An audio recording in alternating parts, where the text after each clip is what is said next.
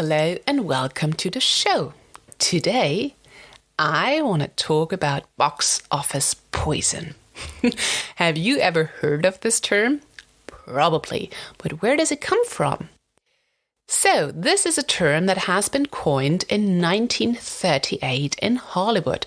And when it came up, it had a traumatic effect on the careers of some high-profile actors and actresses.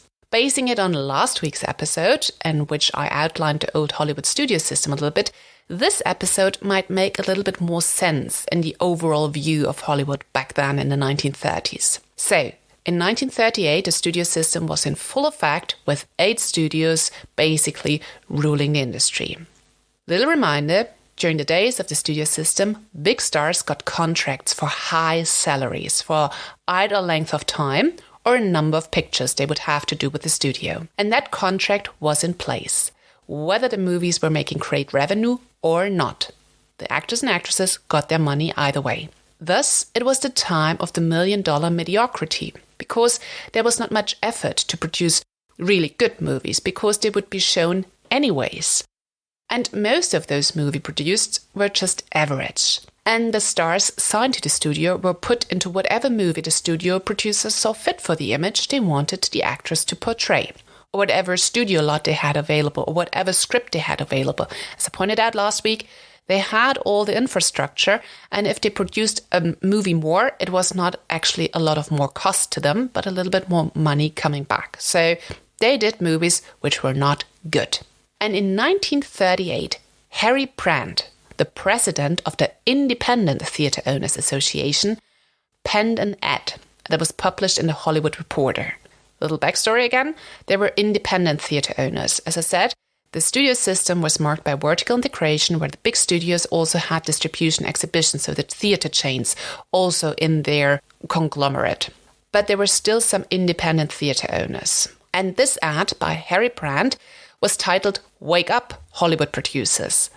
And it basically said that highly paid stars receive big salaries and are put in big pictures that do not have any draw at the box office.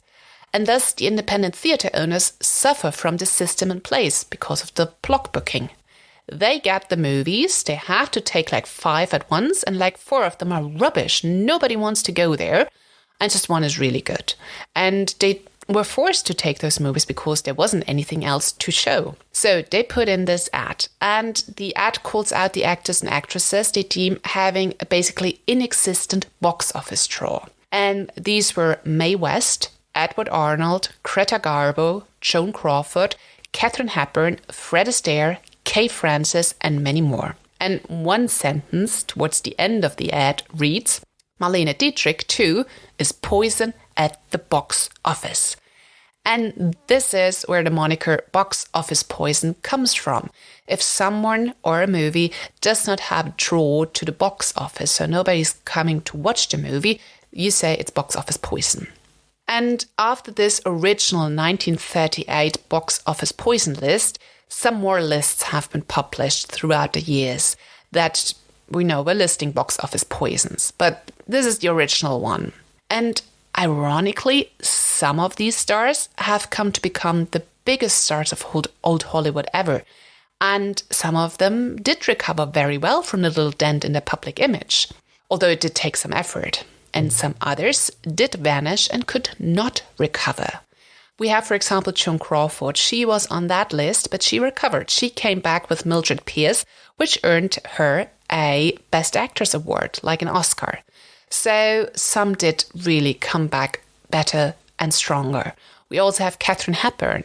She had some troubles, as I pointed out in the episode about her, but she really got into her own and what her image should be and would be. And it was a good thing, because she really reflected on her own performance and how the public wanted to see her. And so that was a good thing for her. And this shows, like, even if you are on top of the world, if you are the most glamorous and envied person, someone might rain on your parade.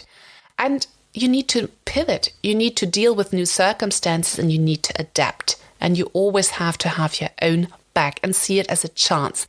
This is the way I see it. This was like truly from the independent theatre owners. They really wanted things to change because it was hurting business. They didn't want those actresses and actors to actually go away. They didn't want to harm them. They just wanted to be treated fair. It was just on the back of those actors and actresses that fight was fought. And some of them really took that little hurdle in their way and made the best out of it. So this is a lesson I think we all need to learn and embody.